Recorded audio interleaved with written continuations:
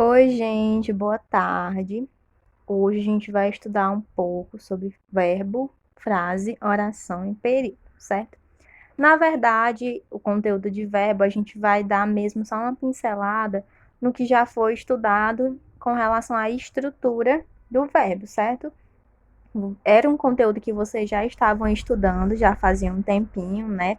Então hoje é mesmo só para dar aquela pincelada, para refrescar a memória de vocês, ok? Então vamos começar aqui pela conceitualização do que é verbo. O verbo é uma classe de palavras variáveis em tempo, modo, número, pessoa e voz, que expressam ação, estado ou fenômeno da natureza. É uma das partes mais importantes da gramática por determinar a ocorrência fundamental na qual as demais palavras se relacionam. Portanto, deve ser estudado com muita atenção. E aí a gente vem para a estrutura do verbo, certo? Ele é formado por três elementos.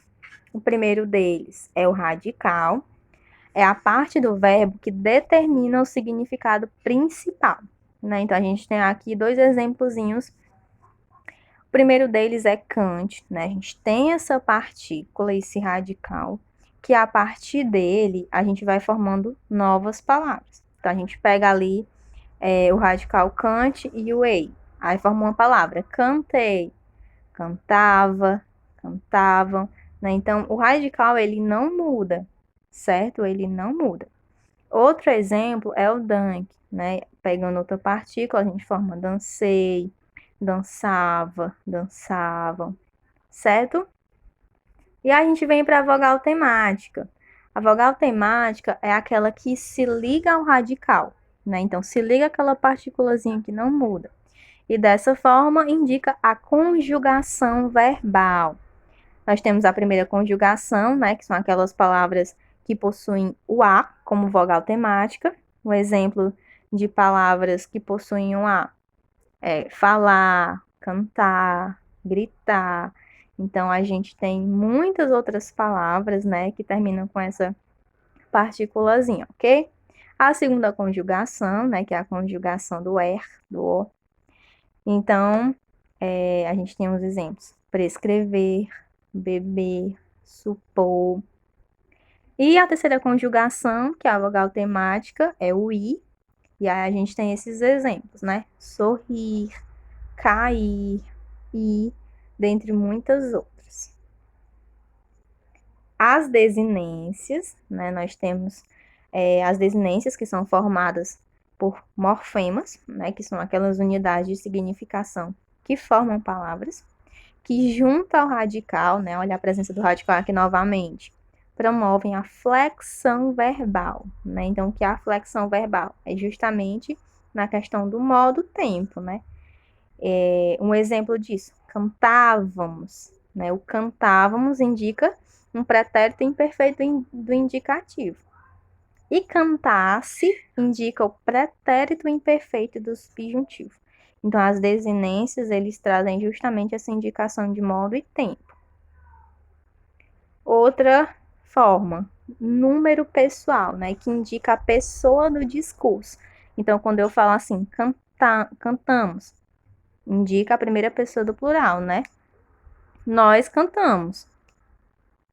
Cantavam, indica a terceira pessoa do plural, né? Eles cantavam.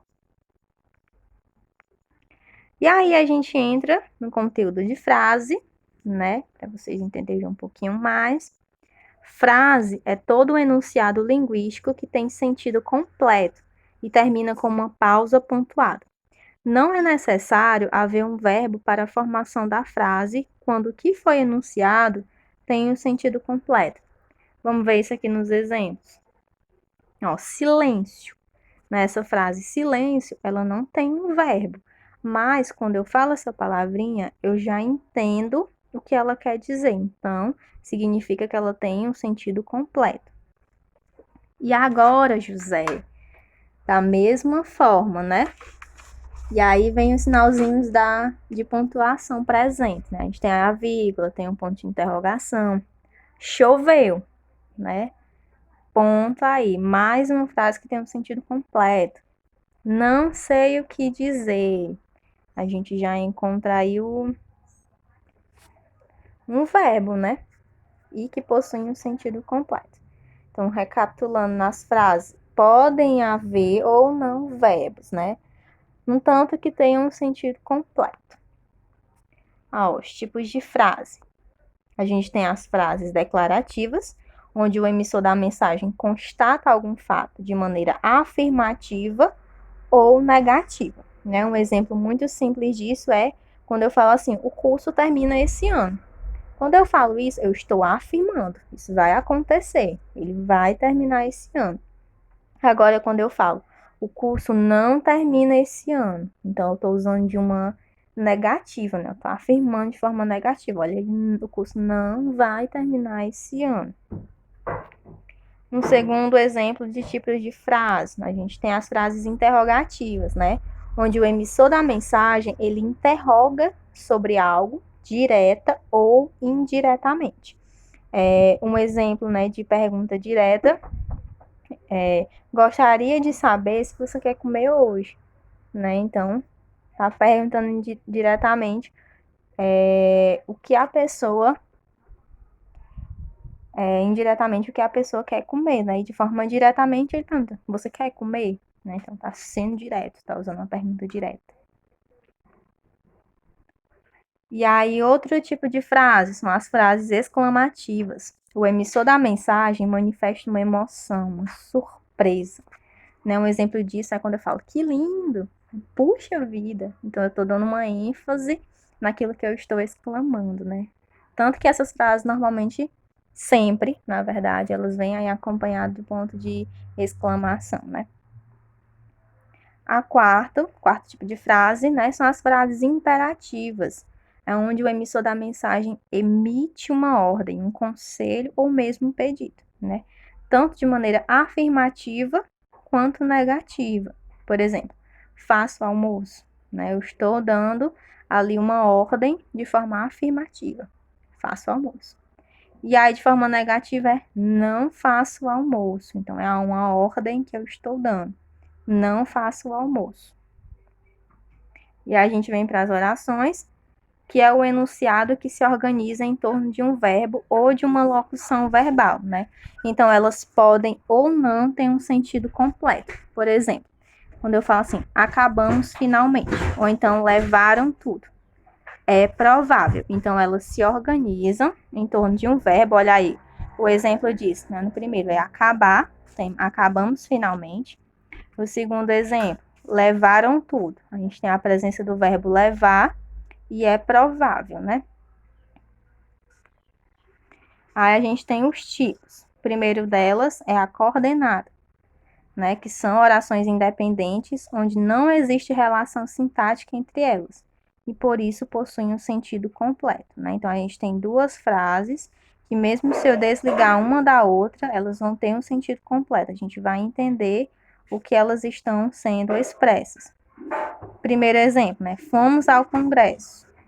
Apresentamos o artigo, né? Então, é um exemplo que a gente pode separar, mas a gente entende o sentido completo delas. Exemplos 2, que são as subordinadas, né? Que elas são dependentes, onde há uma subordinação uma da outra. Então, uma precisa da outra para ter um sentido. Sozinhas, elas não possuem esse sentido completo. Aí um exemplo disso, é possível que Juliana não faça a prova. E aí quando eu separo, é possível.